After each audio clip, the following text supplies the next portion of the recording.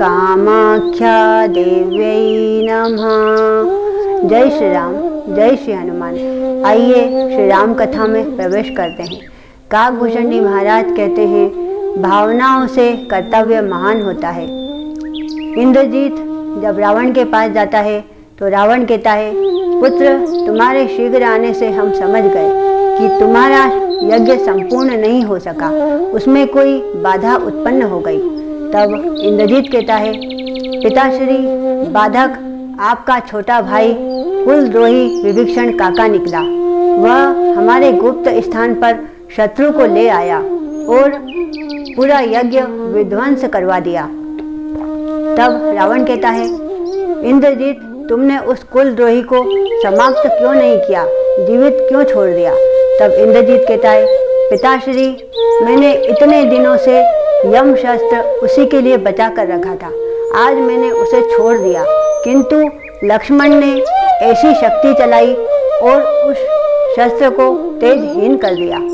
तब रावण कहता है, अवश्य उसका तोड़ विभीषण ने ही बताया होगा।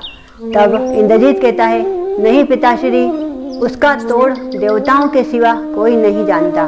तब रावण कहता है, अवश्य फिर लक्ष्मण को देवताओं ने बताया होगा।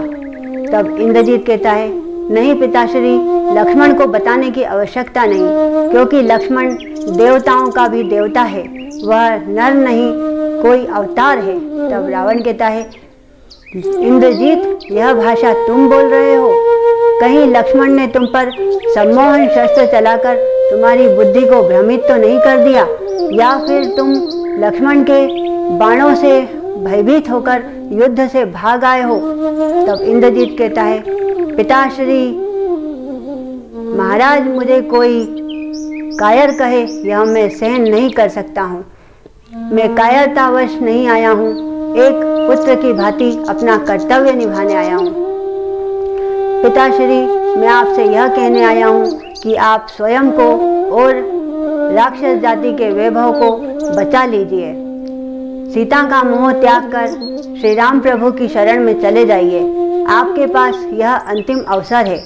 तब रावण कहता है, इंद्रजीत यह वीर पुरुषों की भाषा नहीं, और तुमसे यह किसने कह दिया कि वह वन वन भटकने वाले वनवासी भगवान है? तब इंद्रजीत कहता है, मेरे अनुभव ने। पिताश्री आज मैंने उनके ऊपर उन तीनों शक्तियों का प्रयोग किया जो अमोघ है और उनका कोई तोड़ भी नहीं। मैंने लक्ष्मण पर पहले ब्रह्मास्त्र चलाया, किंतु ब्रह्मास्त्र तेजहीन होकर वापस लौट गया। एक समय जब लक्ष्मण मुझ पर ब्रह्मास्त्र चलाना चाहता था, तब राम ने उसे नीति विरुद्ध कहकर रोक दिया था। आज ब्रह्मास्त्र ने भी मुझसे यही कहा कि यह नीति विरुद्ध है, इसे अधर्म के लिए प्रयोग नहीं किया जा सकता। फिर मैंने महादेव का पाशुपात अस्त्र चलाया, किंतु वह भी लक्ष्मण को प्रणाम करके लुप्त हो गया। तब मैंने अंत में भगवान नारायण का सुदर्शन चक्र चलाया, जो अमोघ है और त्रिलोकी की अंतिम शक्ति है, किंतु वह भी लक्ष्मण की परिक्रमा करके लौट गया। यह अंतिम प्रमाण था।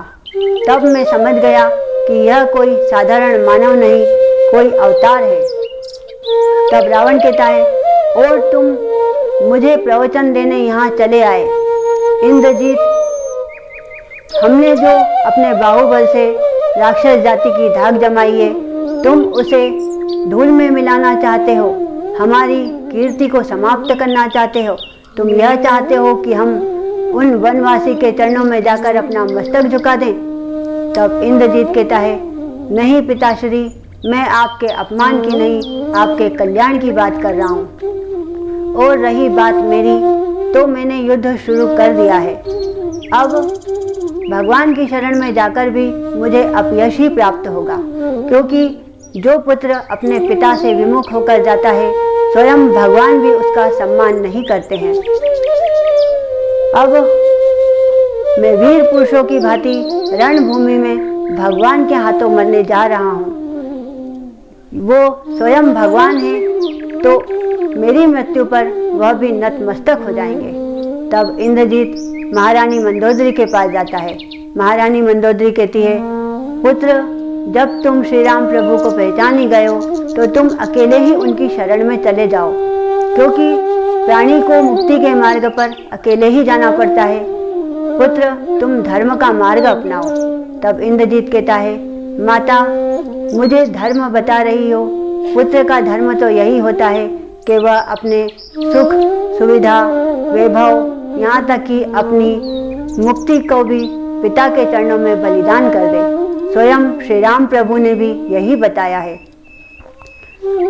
तब इंद्रजीत जाने लगता है, तो सुलोचना कहती है, स्वामी, जा रहे हो, एक नज़र मेरी ओर देख लेते तो कोई क्षति तो ना होती।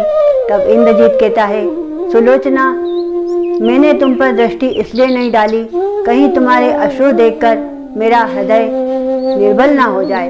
तब सुलोचना कहती है, नहीं स्वामी, देखिए, मेरी आंखों में कोई अश्रु नहीं है। मैं आपके कर्तव्य पथ पर बाधा उत्पन्न नहीं करूंगी। आपका और मेरा तो जीवन मरण का नाता है, फिर रोना कैसा। जाइए स्वामी, आपकी इसमें ही विजय है। तब इंद्रजीत सुलोचना से विदा लेकर माता के चरण पड़कर और चल देता है। अंतिम प्रणाम करके चला, प्रेम के रिश्ते छोड़ के चला। रावण भी खड़ा देखता रह गया, माता का आंचल सिमट कर रह गया। सुलोचना भी रोक ना सकी, जब वीर इंद्रजीत चला। तब इंद्रजीत युद्ध भूमि की ओर चल देता है। यहाँ पर श्री राम कथा कहती है, मुक्ति के मार्ग पर प्राणी को अकेला ही जाना पड़ता है। सारी मोह माया पीछे रह जाती है, उसके साथ सिर्फ उसके अच्छे और बुरे कर्म जाते हैं। इसलिए सदा भगवान की भक्ति में लीन रहना चाहिए। बोलिए श्री रामचंद्र भगवान की जय, हनुमान जी महाराज की जय। जय श्री राम।